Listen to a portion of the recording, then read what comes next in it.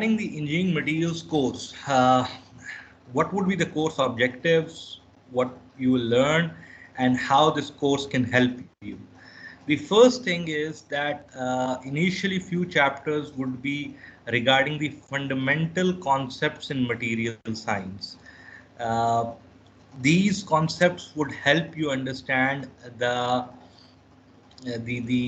science related to materials, as well as how the fundamental uh, terminologies associated with material science are related to the mechanical performance of a material. We'll also look into a couple of basic material characterization techniques. When I say basic, I need to, the emphasis is that these are frequently used characterization techniques. The two techniques that we'll be focusing on, one would be X-ray diffraction, which is known as XRD, and the other is microscopy. These two techniques would be frequently dealt with. So I'll have an entire chapter on X-ray diffraction, and we'll have a certain portion of microscopy being covered. These are the basic techniques in material characterization that helps us understand the structure of a material. The third point, as I've mentioned, is understanding the structure property relationship. This is the most fundamental thing in material science course, the structure property relationship, the most important part.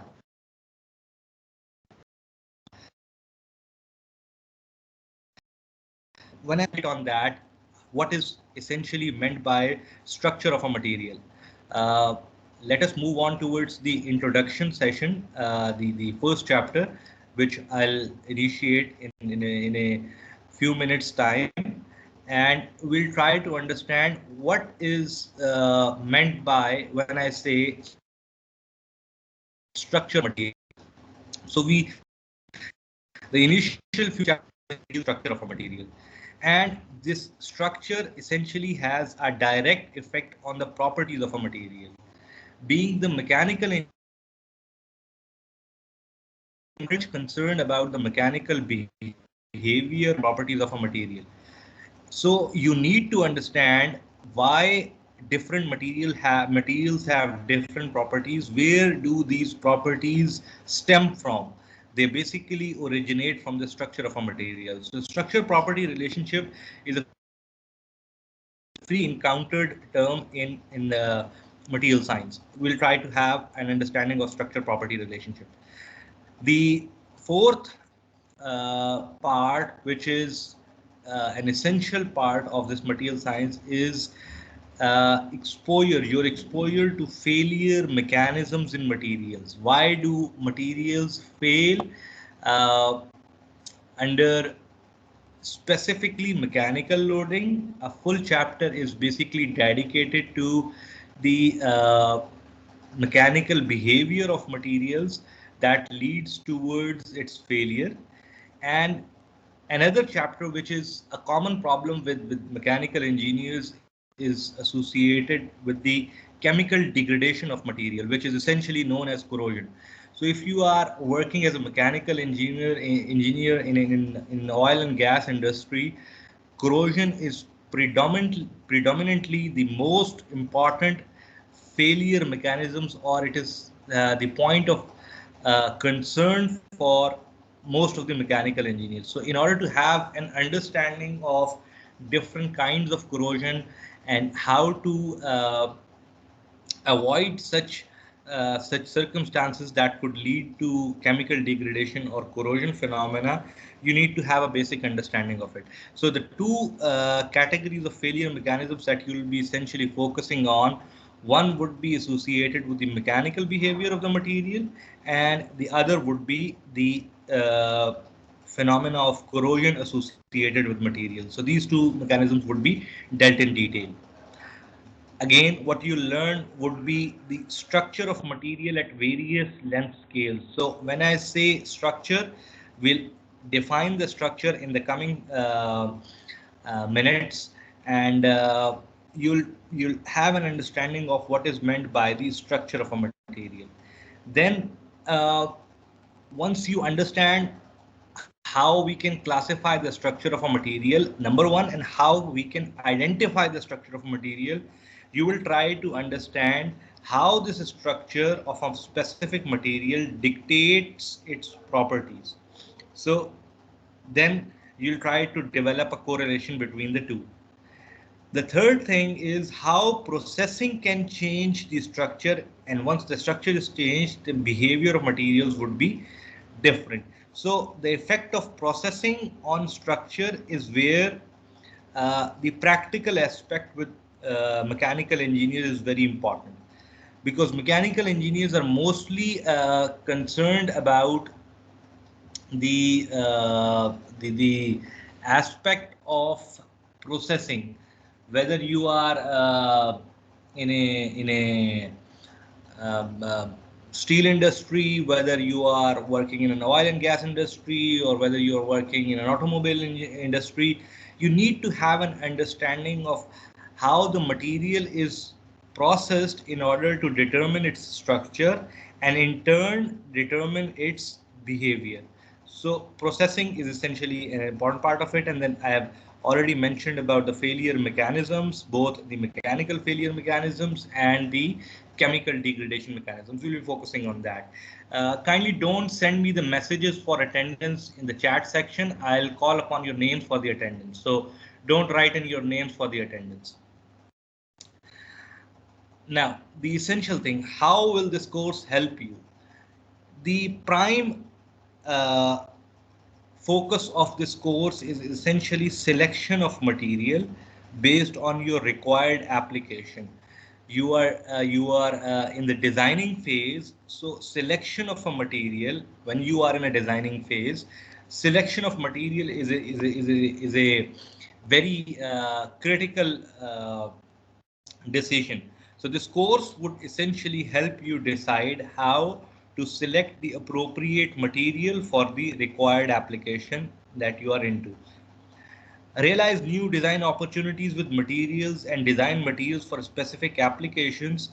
These are not directly associated with you being engineers. These are basically the domains of uh, material scientists normally. But these days, material scientists and material engineers will see what is the difference between the two, and in terms of their work domain. But there are engineers who are essentially working in the domain of designing materials or uh, realizing new design opportunities with materials. But essentially, the prime purpose is to select the appropriate material for your required application, or select the appropriate material processing technique for your required application, to be more specific. This is the brief introduction about the course objectives, what you learn, and how this course would help you. Now, moving on towards the books that we'll be following, the book that I'll essentially be following is Material Science and Engineering by W.D.Callister. This is the all-time famous book that is being followed for material science at an undergraduate level. So you will be following this book by W.D.Callister. As a reference book, you can have the book on material science and engineering by William F.Smith. This is a McGraw-Hill book. So for your reference, you can have this. And of course, you'll have your lecture slides to get back to, and the recordings, of course. So this is about it. The book is the course book, which is W.D.Callister. It is easily available online. The PDF version is easily available online. You can download it. In case you are unable to download it, kindly let me know through your CR and I'll share the book with you, the PDF version of the book with you. Or you can get the book from the library. Moving on towards the activities and the weightage for those activities, essentially in a normal semester, that is a face-to-face session, I essentially have about 6 to 7 assessments, or sometimes more than that, depending upon uh, how much time we have and what are the circumstances. But 6 assessments are essential. These assessments would carry weightage of 15% normally. You'll have about 3 assignments or probably 2 assignments in a project that would carry a weightage of about 5 to 10%. 10%. You would have a couple of sessional exams or a midterm exam having a weightage of 30%, and you essentially have a final exam that carries a weightage of about 45 to 50%. So this is a tentative guideline for you. Depending upon how the semester continues, this can be amended according to the university policy. All right. So moving on towards the topics that we'll be covering and the essential distribution of the topics in terms of the 2 sessionals and the final exam. So in the initial half, we'll be looking into the introduction and atomic structure, interatomic bonding. This is something that you should be very much familiar with in with regards to your high school physics and chemistry. So this basic chapter is essentially something that you have already covered in your high school. So I'll be refreshing the same knowledge that you already have. Then probably within this week, the first week, we'll be looking into the classification of metals specifically. And within the metals, the prime focus would be on ferrous materials. Ferrous materials or ferrous metals are metals that are made up of primarily made up of iron. Since steel is a kind which is primarily made up of iron, it's an alloy that is a metallic alloy, and it's primarily made up of iron. So most of our classification would revolve around the ferrous materials, but we'll also look into some of the non-ferrous materials. That includes aluminum-based alloys, copper-based alloys, and zinc-based alloys, and tin-based alloys. So there are many other metallic systems, but we'll have a brief introduction to those materials. Primarily, we'll be focusing on steels, since the mechanical engineers primarily have to deal with steels as most of the commonly used materials. Then in the second week, most probably we'll be looking towards the understanding of crystalline materials, crystal structures, and fundamentals of crystallography. This is a portion of materials structure, and this type of structure is normally recognized as crystal structure of a material. We'll try to look deeper into it, what is meant by crystal structure of a material. Let me move on towards the first session, which is on introduction, and we'll see what is meant by the crystal structure of a material. And the third week, we'll be looking into the characterization technique, one of the most frequently used characterization technique for identifying the crystal structure of a material. So we'll look deeper into this technique. Normally, this technique, X-ray diffraction, is not taught at an undergraduate level. Even to the material scientists, this technique is not taught in as much detail as I'll be dealing it with in this course. But I feel that this is an important technique to get familiar with. So we'll be looking into this technique. The whole chapter is dedicated to this technique, which basically deals with the crystal structure of a material. What is the crystal structure? We'll come to know of it in a few minutes' time. Then we'll also look into the defects in materials, microscopy, which is the second characterization technique, and grain size determination. This aspect or this portion is basically the portion that deals with microstructure of a material. microstructure of a material. That means the chapter or the week 2 and 3 that deals with the crystal structure of a material, and the week 4th we'll be looking into the concept of microstructure of a material. So this would cover the entire structure of a material. So with this basic understanding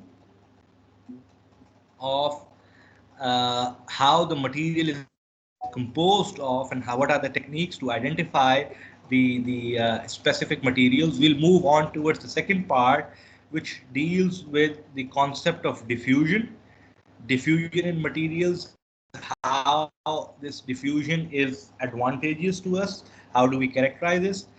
Then the basic understanding of mechanical properties of metals. What are the basic mechanical properties of metals, and how can we improve the strength of a material or these properties of a materials. What are some of the important strengthening mechanisms, material strengthening mechanisms. Once we have dealt with this part, we'll essentially be focusing on failures in material, which is, as I mentioned, the mechanical failure and the chemical degradation, which is corrosion. These two failure mechanisms are generally encountered by mechanical engineers 90% of the time. So we'll be focusing on these mechanisms. The last half of the course would deal with phase diagrams and phase transformations. Uh, this is uh, probably the most important part, theoretically the most important part of your course, phase diagrams and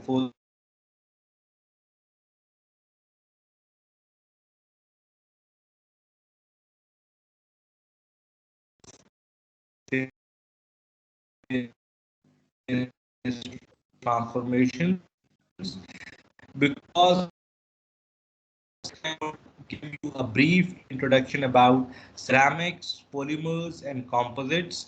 So you have a flavor of how what are the different domains of materials that you could work into or you may encounter in your practical life. And if we have a project, I don't know how the